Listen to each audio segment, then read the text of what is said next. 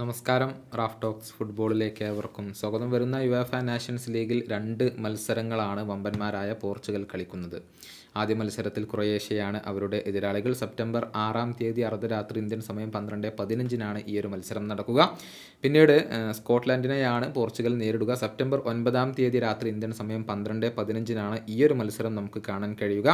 ഈ മത്സരങ്ങൾക്കുള്ള പോർച്ചുഗലിൻ്റെ സ്ക്വാഡ് അവരുടെ പരിശീലകനായ റോബർട്ടോ മാർട്ടിനസ് ഇപ്പോൾ പ്രഖ്യാപിച്ചു കഴിഞ്ഞിട്ടുണ്ട്. 25 താരങ്ങളുടെ ഒരു സ്ക്വാഡാണ് അവർ പ്രഖ്യാപിച്ചിട്ടുള്ളത്.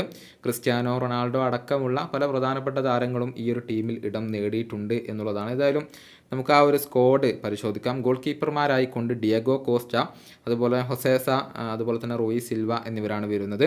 ഇനി പ്രതിരോധ നിരയുടെ കാര്യത്തിലേക്ക് വരുമ്പോൾ Ruben Dias, Antonio Silva, Renato Veiga, Goncalo Inacio, Tiago Santos, Diogo Dalot, Nuno Mendes, Nelson Semedo എന്നിവരാണ് വരുന്നത്.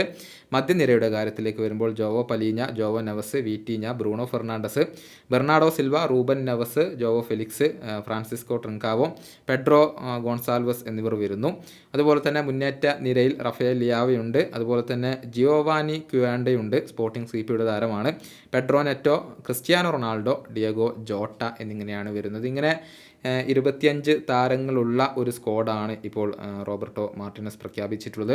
ഏതായാലും കഴിഞ്ഞ യൂറോ കപ്പിൽ പോർച്ചുഗൽ ആരാധകരെ നിരാശപ്പെടുത്തിയിരുന്നു. പക്ഷേ അതെല്ലാം കരകയറിക്കൊണ്ടൊരു മികച്ച പ്രകടനവും വിജയവും നേടാൻ പോർച്ചുഗലിന് കഴിയും എന്ന് തന്നെയാണ് ആരാധകർ പ്രതീക്ഷിക്കുന്നത്. വീഡിയോയുടെ അവസാനിപ്പിക്കുന്നു. വീണ്ടും കാണാം.